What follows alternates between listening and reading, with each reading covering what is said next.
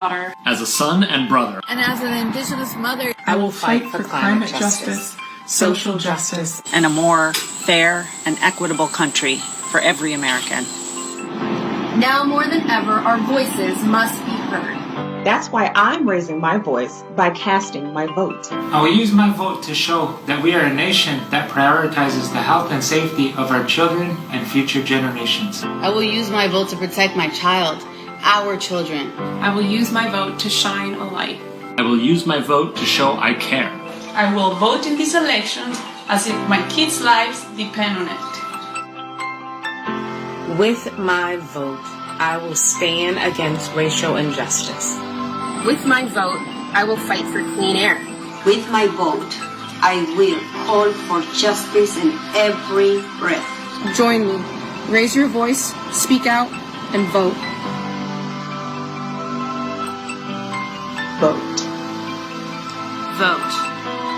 Vote. Vote. Vote. Vote for clean air! Hello, everyone, and welcome to our Stay In and Speak Out event with our Michigan organizer, Elizabeth Hauptman, and Liesl Clark, the director of Michigan's Department of Environment, Great Lakes, and Energy. My name is Molly Michael, and I'm a project manager for Moms Clean Air Force, a nationwide movement of more than 1 million moms and dads united to fight for clean air and climate action. We're looking forward to a great conversation with Director Clark and Elizabeth, and I'm going to pass the conversation over to them in just a moment. But before I do, let me tell you a little bit more about them. Elizabeth lives in Brighton, Michigan with her husband and son. In addition to being field organizer for our Michigan chapter, she is a vegan chef, an organic vegetable gardener, volunteer basketball coach, and long distance runner. Elizabeth and her family enjoy hiking the outdoors and spending time on their lake. She started volunteering for Moms Clean Air Force in 2012 and quickly became what we call a super mom. And the fight for clean air is so personal to her because her son and niece both suffer from asthma and are affected by poor air quality. Elizabeth believes that the ability to participate in well-organized demonstrations and meetings with local and state representatives will have a positive impact on all of our lives. Director Clark is director of Michigan's Department of Environment, Great Lakes, and Energy. She was appointed by Governor Gretchen Whitmer effective January 1st, 2019. Her previous position was co-founder and partner of 5 Lakes Energy, a policy consulting firm that serves businesses, policymakers, and other stakeholders seeking to advance the transition to a clean energy economy. Director Clark, a Howell resident, has also served as president of the Michigan Energy Innovation Business Council and as deputy director for energy programs at the Michigan Department of Energy, Labor, and Economic Growth. Director Clark was a critical catalyst for Michigan's clean energy efforts beginning in 2008, and the application of her work after leaving state government resulted in the formation of Michigan's first trade association dedicated solely to the emerging clean energy industry in Michigan, the Michigan Energy Innovation Business Council. Since founding the EIBC, Director Clark has been instrumental in building relationships between the clean energy business community and state and federal policymakers while collaborating with energy experts and regulators to spearhead innovative energy policy.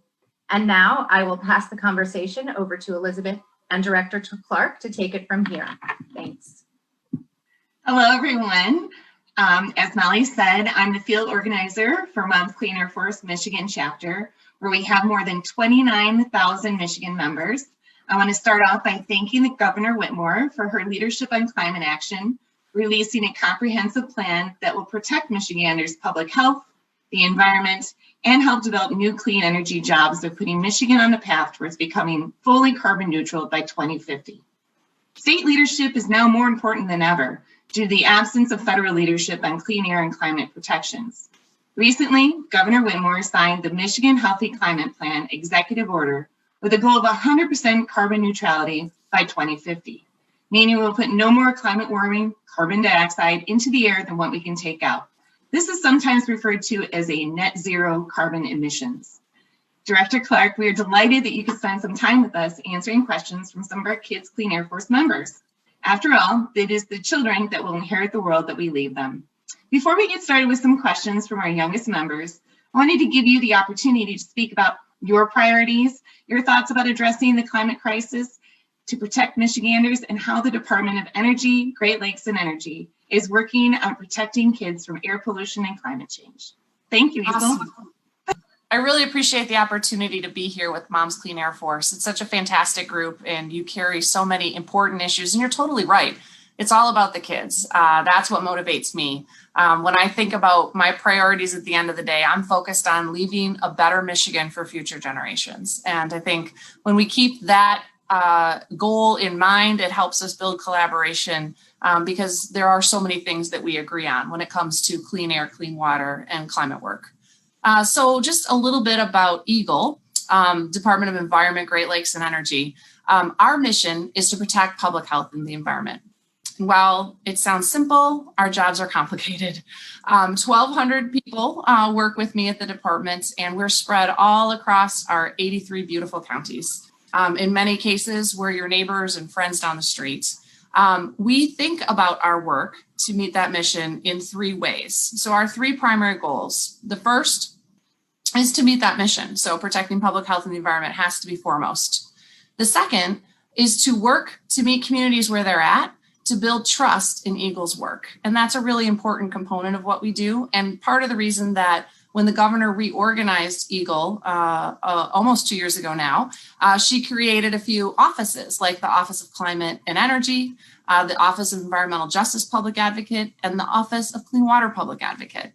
And then our third goal is to invest in technology and our team. Because in order to meet our first 2 goals, we need to make sure that we have the tools that are necessary to help that team really serve our 10 million residents in the best way possible. So I'm really honored to be with you here today. And I look forward to having conversations with your kids that you put together the videos. I think this is just a wonderful forum to have these types of conversations, because it really is all about the future that we're leaving. So thank you. Well, that leads me into my first question from Caden. He's 9 years old and he's from Lansing. And here's his question for you. My name is Caden. I'm 9 years old and I'm from Lansing, Michigan. Michigan has the most fresh water in the U.S. What does your department do to keep our Great Lakes great? Caden, that's a wonderful question. So as you correctly point out, 4 of the 5 Great Lakes prefer Michigan. Not only do we have amazing water resources from our Great Lakes, but also our inland lakes and streams, where we have 11,000 inland lakes, more than Minnesota, the land of 10,000 lakes, I would like to point out. And so, the work that we do at EGLE is so important because water is something that all Michiganders are passionate about. When it comes to recreation, if it comes to economic development, my parents live on the lake and watch the freighters move up and down all the time, or, very vital, that drinking water resource that is so critical to all of us on a daily basis. And so our department touches all of those things. The people that I work with your local drinking water systems to make sure for those of you that receive your water through municipal systems, it meets all clean water standards through the Safe Drinking Water Act. The people that I work with test your surface water and look for things like E. coli and PFAS and other types of bacteria that would limit your use of that recreational water. And most importantly, all that we do is to protect our beautiful Great Lakes and the groundwater that we have as well, because that is such a critical resource to the state of Michigan. So it's a great question. And I think, to me, water is the connection for everything, because it's vital for life. It's vital for food. It's vital for energy. It's vital for all that we do. And climate change can wreak some real havoc with our water resource. And so it's important. And I think your question shows how it all ties together. So thanks, Caden. Indeed, it does. And like you said, being a lifelong Michigander, like you said, our not only our Great Lakes, but even our rivers and streams and our waterways. I know you've done a lot of work here in Michigan with PFAS, and I know that there's been some discussion about erosion and what's happening around the Great Lakes. Is there anything specific in this new plan that will address some of those issues that are affecting waterways here in Michigan? So there will be a discussion around water and how it interacts with climate, but that work, frankly, erosion issues, high water issues are ongoing like right now. So as you correctly identify, our water, our lakes went from record low to record high in record time. And that was quite startling for property owners and industry and municipalities that are located on lake shores and deal with that water fluctuating. All of us have stories at this point about challenges from high waters. An important inflection point with climate is that while climate does not cause the high water is due to a water cyclical. It's going to shift again in the future. However, because we know climate is causing us to have more severe weather, when that water is at a higher point, it has a more severe impact on coastal communities. And that is very challenging right now. Certainly has been a tough spring and summer. Our team has issued something like 4 times the lakeshore permits that they had dealt with in the past. And that's critical to really keep focused on certainly public safety and protecting people at the core, as well as the work that's necessary for the environment, for sand dunes, et cetera, across the lakeshore. So that's really important work.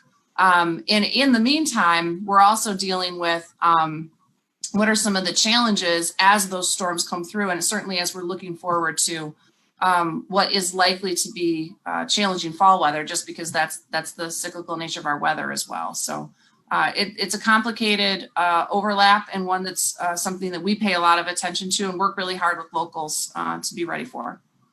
Well, thank you for that. I'd like to take us to our next question from Maya. She is 8 years old and she's from Ann Arbor. Hi, I'm Maya and I'm 8 years old from Ann Arbor. I've learned about climate change from my mom and dad. We need to stop carbon emissions quickly. Greenhouse gases are warming up our planet. What are you doing to get us to 100% carbon neutrality in Michigan? So when I'm 38, my kids can have a safe and healthy planet.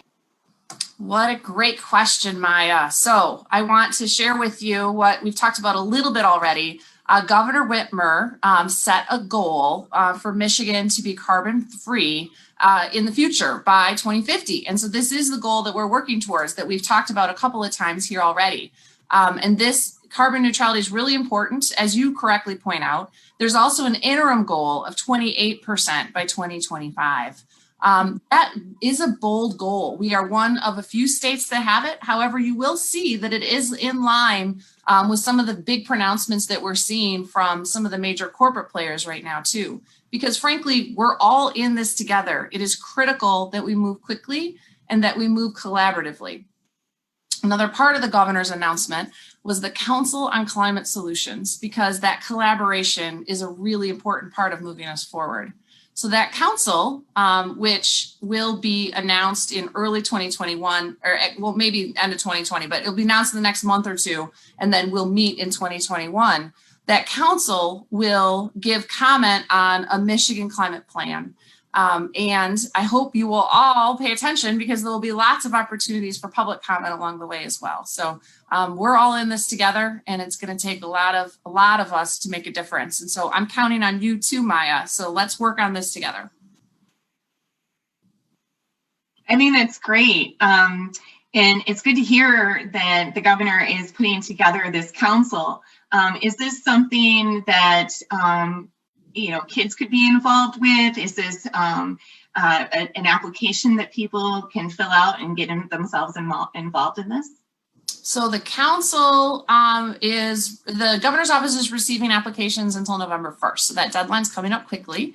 And the governor's office will then be working through all the applications that have come in. It's only 14 slots, so it's really not a lot. And so what's going to be a really important component of it is a variety of work groups that are going to support it. and where there's going to be a lot of the action taking place. And then, as I mentioned, public comment. That's going to be a really important piece as well. So we would absolutely love to see lots of involvement and participation. So we don't have I don't have all of that to share right now about what that plan's going to look like, but stay tuned. It'll be coming soon. The website is michigan.gov/climate. So you can go find materials there. You can also find materials michigan.gov/eagle, EGLE. Well, we look forward maybe then to the possibility of having another meeting with you and our kids in the future to talk about some of these plans that are coming up and how we can best support them. So we appreciate that. Our next question is from Oscar. He's 9 years old and he is a cutie. I'm not biased at all being his mom. So here is his question. Hi, my name is Oscar. I'm 9 years old and I live in Brighton, Michigan. Climate change makes air pollution worse and air pollution makes my asthma worse. What are you doing to help clean up the air and help kids like me? Please tell Governor Whitmer I said thank you. I appreciate you taking my question, Director. He is a cutie. Well, thank you. Great question, Oscar.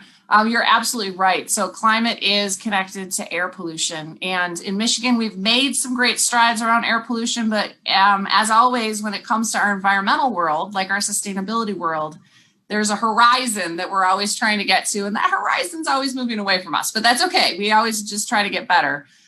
So the department absolutely does a lot of work around air quality. I'm so proud of our air quality technicians who work hard to make sure that what is happening from an emissions perspective is only what's allowable under current statute and regulation. So that's important work, and they work to do everything they can to help clean up our air quality. Because there are adverse impacts for sure when it comes to emissions and how that impacts your health. So we have a lot that we can do together to move that needle forward, and we're going to have to keep working together. Another way that you can get involved is in public meetings when we talk about public air permits. And so that's a great way to get engaged, to understand what's happening in your community, and also to share, your perspective on where you think you want to see things going. So we work hard to be transparent about the work that we're doing. And again, the website's a great place to go to. You would be shocked at all of the public meetings that we've had. We were talking before we got started here about how our virtual world has shifted over the last few months. One of the big benefits, from my perspective, has been the amount of engagement that we've had. So at Eagle, we've had huge numbers for our public meetings where people have been able to participate. Now, we always have struggles with broadband across the state because that's not equally distributed across all of our counties. However, we've tried to create opportunities for people to call in on the phone if they're not able to do webinars, or we record a lot of our materials. You can go find our Earth Day materials. You can go find on our website our Eagle School. So we've created a curriculum to try to help kids that might be doing virtual schooling and might want to be working with their parents to understand more about what's going on in your environment. There was just a video posted on composting your pumpkin. So I invite you to go take a look at that too. I think that, we've tried to put a lot of materials out there. Now, there's always more that we can do. And again, here, we always want to get better as well. So give us your feedback and tell us, what you like that's out there and what you want to see more of. The 1,200 people that I have the great privilege to work with have a lot of skills and a lot of expertise. And so we're trying to figure out ways virtually to share that more and more so that they can share with you what they know, and that we can learn from you what you know, and really reach communities where they're at. Well, that's great. I mean, I even know for ourselves that we are opening up our audience as well, being able to have these virtual meetings, and we always appreciate that feedback that we get from our members. And so it's really awesome that you're taking this opportunity to talk with our youngest members today and hearing their perspectives. And that will lead me to my last question from our kids today. This is Thomas, and he is 15, and he is from Kalamazoo. Hi, I'm Thomas Crawford. I'm 15 years old and I'm from the north side of Kalamazoo, Michigan. And my question for the EGLE director is, what will you be doing to protect disenfranchised communities like mine from greedy corporations like the paper mill located half a mile away from my house from polluting our bodies and polluting our climate? Thank you so much for taking my question, and thank you for what you're doing and what Governor Gretchen Whitmer is doing. Well, Thomas, thank you for that question. So as I mentioned at the forefront, one of our key goals, our second goal, is really to meet communities where they're at. And so an important component of that is additional outreach and work towards transparency and increasing our transparency. In order to do that, we are working through technology issues too, to try to get more and more of our systems to be in a way where you can just go find what you want to find about what's going on in your community online. In the meantime, part of the creation of EGLE was these offices that I mentioned earlier. So, for example, our Office of Environmental Justice Public Advocate and our Environmental Justice Public Advocate, Regina Strong, has just been doing an amazing job of communicating and connecting with communities, and then bringing that conversation back to the department where we can discuss, take a challenge from this particular angle. If we flip it around, is there another way that we can approach it and make more progress? Along those same lines, the Office of the Clean Water Public Advocate, and that's Nina Sassy, she's been doing very similar work, specifically targeted around water itself. And we just brought our clean water tool online where we're receiving complaints in a different way. So, we're, again, back to my comment from before, we're trying to make lots of different ways open to you so that whatever way you're comfortable, you're able to get to us. So whether that's, an online complaint system, whether that's becoming one of our clean water ambassadors, that's a group that Nina runs. That's a great way to interact with the agency, to learn more about what we do, and also to help us understand your community more. We've also started a variety, or I shouldn't say started, we've expanded a variety of community action work groups to create more opportunities for back and forth and discussion about, okay, what is going on at the agency, how are we tackling a particular problem, and having more regular communications about that so that the community is aware of the steps the department's taking. It's a bit of a challenge, and that's because there's only so many people and there's only so many dollars, and there's a lot of work to do in this state.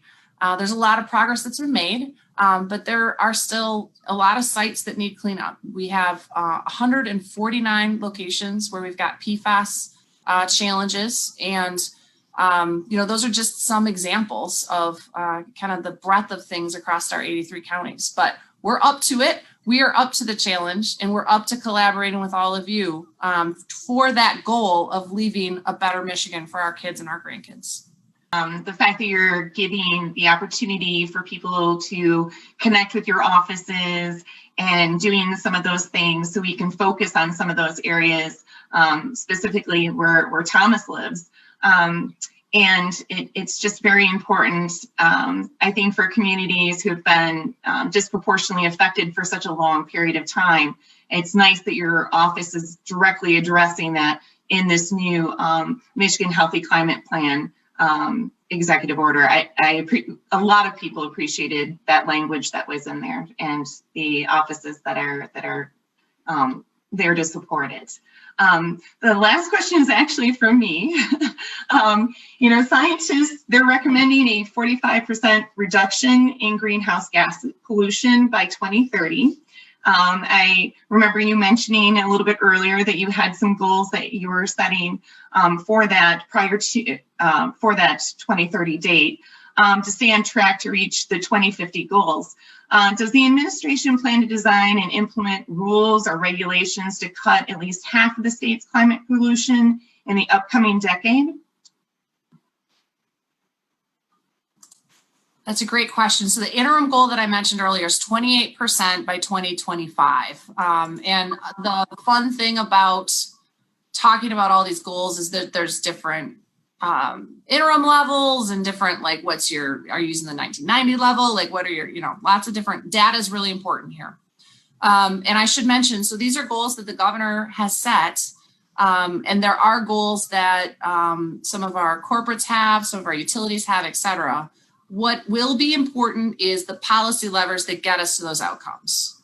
So the governor sets this goal, and then we build the Michigan Climate Solutions Plan to get to the goal, to effectuate the goal. And in the meantime, there's going to be a lot of conversations that are going to happen with policymakers. So whether it is legislative action or additional actions that need to be taken through other mechanisms, that's part of the reason why it's so important to have a collaborative group and so many different people at the table in order to get to those outcomes. In the meantime, prior to this announcement, the governor had already given direction to the cabinet to do as many things that were possible within the executive authority that we could. So you've seen some announcements from Department of Natural Resources around solar purchasing and making land available. They have a carbon sequestration project. DTMB has put in place work for the state of Michigan facilities around renewable energy purchases, energy efficiency use. They're looking at additional EV deployment for the state of Michigan specifically. If I've started rattling it off, and so I'm definitely going to forget things. Treasury's got a just transition plan that they're working on that helps communities as they are taking some energy resources offline. I will say with my background, I can't not have this conversation without saying that there are a lot of opportunities when you deploy renewable energy resources to communities. And people need to remember that wind and solar farms are an opportunity to support a local tax base. And that's an important piece as we transition as well. We've brought up a couple of times just transition and making sure that what happens doesn't leave some of the state worse off in the course of doing it, particularly in communities where there are additional burdens. And Department of Health and Human Services has built a healthy adaptation plan. So there's more to do. Those are just some of the things that are happening in state government. But, it's going to be a team effort with everyone putting their shoulder to the wheel. One final thing I'd like to mention from an Eagle perspective, we built a group called Catalyst Communities. And the first meeting for the Catalyst Communities is coming up here in November. The idea behind Catalyst Communities is to take advantage of the communities in the state that have already done really impressive work and elevate the work that they've done, and then connect them to communities that are really interested in doing something, but maybe don't know exactly what that path might be. And when they look at across the country, maybe they don't see themselves reflected in communities that have done work. But when they look at the state of Michigan, they can see themselves reflected in a Grand Rapids. They can see themselves reflected in a Kalamazoo. They can see themselves reflected in a Marquette, or even a tiny little Northport up in the tip of the Leelanau Peninsula, where they have a 100% renewable energy goal. So that is going to be an opportunity where people can connect and participate as well. So I'm really excited about the Catalyst Communities effort. So again, it's on our website, michigan.gov/climate. So I hope that these are some ways the administration has already moved things forward. And then as we build the climate solutions plan, we'll all have to work together to get the policies in place in order to get to those outcomes. Oh, that's great. I love that you're connecting different communities together across Michigan.